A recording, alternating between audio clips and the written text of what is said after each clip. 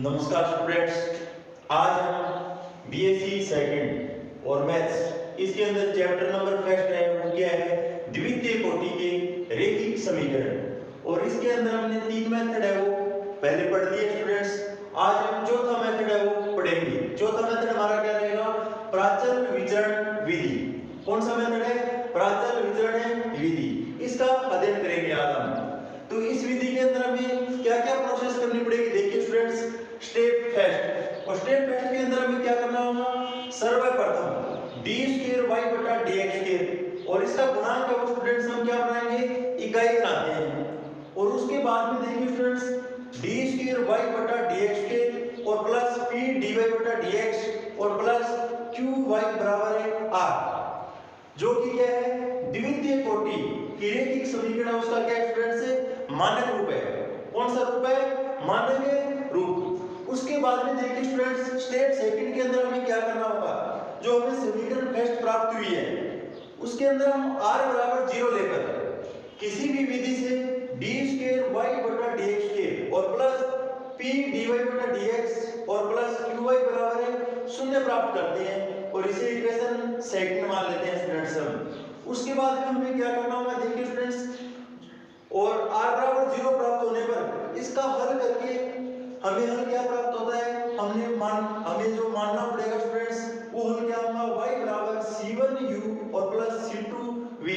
और जहां पर देखिए स्टूडेंट्स, c1 और c2 क्या है, स्वेच्छ अचर है।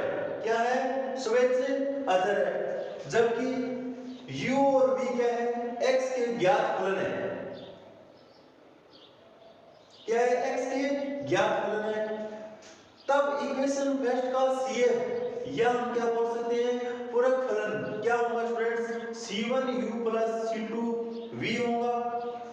उसके बाद में स्टेप 3 देखिए स्टूडेंट्स, माना समीकरण फर्स्ट का व्यापक हल, या जिसे जीएस बोल सकते हैं स्टूडेंट्स हम, y बराबर au प्लस bv होगा, और इसे इक्वेशन 3 मान लेते हैं। उसके बाद में देखिए स्टूडेंट्स, हमें स्टेप 4 का अध्ययन करना होगा।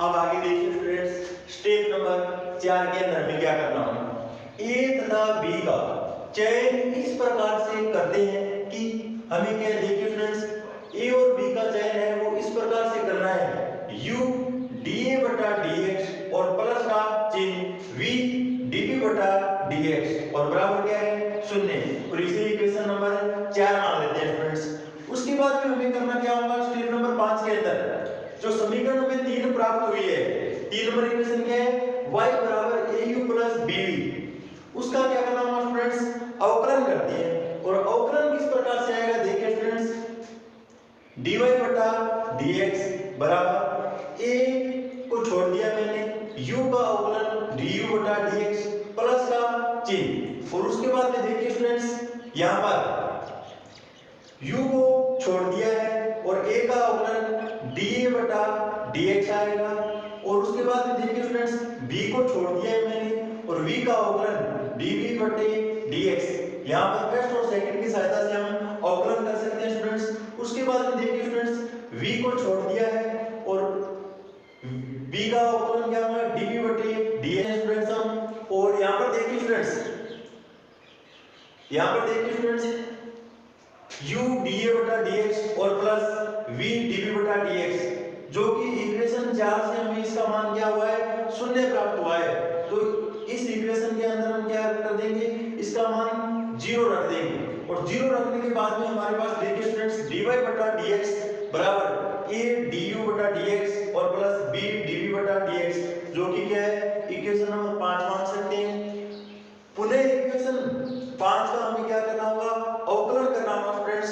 स्टेप नंबर 6 के अंदर देखिए, तो दोबारा अवकलन करते हैं, तो फर्स्ट और सेकंड की सहायता से हम अवकलन कर सकते हैं स्टूडेंट्स। यहाँ पर डी स्क्वायर वाई बटा डी एक्स स्क्वायर बराबर, अब यहाँ पर देखिए स्टूडेंट्स, डी यू बटा डी एक्स इसको छोड़ दिया मैंने, और a का अवकलन डी ए बटा डी एक्स और प्लस का चिन्ह। उसके बाद में देखिए स्टूडेंट्स, यहाँ पर a को मैंने छोड़ दिया, डी स्क्वायर यू बटा डी एक्स स्क्वायर, और इसी तरीके से देखिए स्टूडेंट्स, यहाँ पर dv बटा dx को छोड़ दिया और b का अवकलन इतना आएगा, और उसके बाद में b को छोड़ दिया और dv बटा dx इसका अवकलन क्या होगा स्टूडेंट्स, डी स्क्वायर बी बटा डी एक्स स्क्वायर हो जाएगा और इसको इक्वेशन नंबर हम 6 दे देते हैं नाम।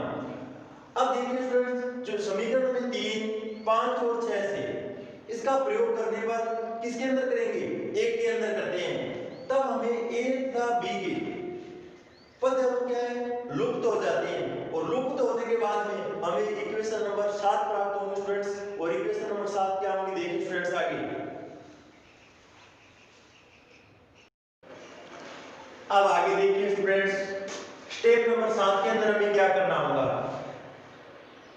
dA बटे dx इनटू du बटा dx और प्लस dv बटा dx और dv बटा dx और बराबर है r, और इसे इक्वेशन नंबर 7 दे देते हैं स्टूडेंट्स नाम।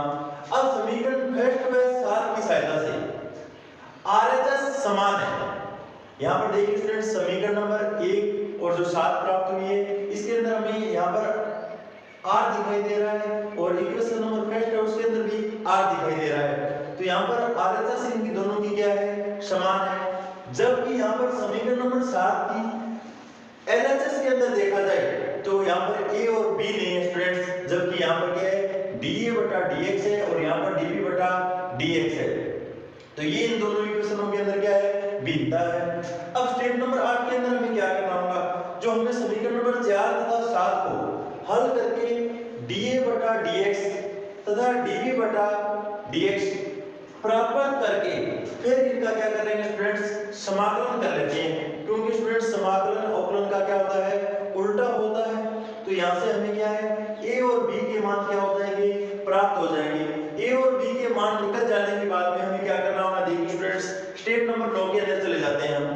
a तथा b के मान समीकरण नंबर 3 और समीकरण नंबर 3 क्या है हमारी, y बराबर au प्लस bv में रखकर अभीष्ट व्यापक हल प्राप्त कर सकते हैं। इस प्रकार से स्टूडेंट्स आप प्राचल विचरण विधि की सहायता से द्वितीय कोटि की कोई भी रेखी का ऊपर समीकरण दी हुई हो तो उसका हल प्राप्त कर सकते हैं। और इस मेथड का यूज स्टूडेंट्स तब तक नहीं करना है जब तक कि हमें ट्यूशन के अंदर स्पेशल विधि का कोई नाम नहीं पूछा जाए। अगर स्पेशल विधि का नाम दिया जाए तो ही इस मेथड का यूज करना है, अन्यथा हमने इसके 3 मेथड है वो पूर्व में अध्ययन कर लिए हैं। इसके 3 मेथड है वो पूर्व में क्या कर लिए, अध्ययन कर लिए। उसमें से कोई अगर मेथड लग रहा है द्वितीय कोटि के अंदर तो वहां पर हम सर्वप्रथम उन तीनों मेथडों की सहायता से, उन तीनों मेथडों में जो आपको सरल लगे उस मेथड की सहायता से आप इस क्वेश्चन का हल निकाल सकते हैं स्टूडेंट्स। आगे अगले वीडियोस के अंदर हम स्टूडेंट्स इस प्राचल विचरण विधि के अंदर हम एक एग्जांपल लेंगे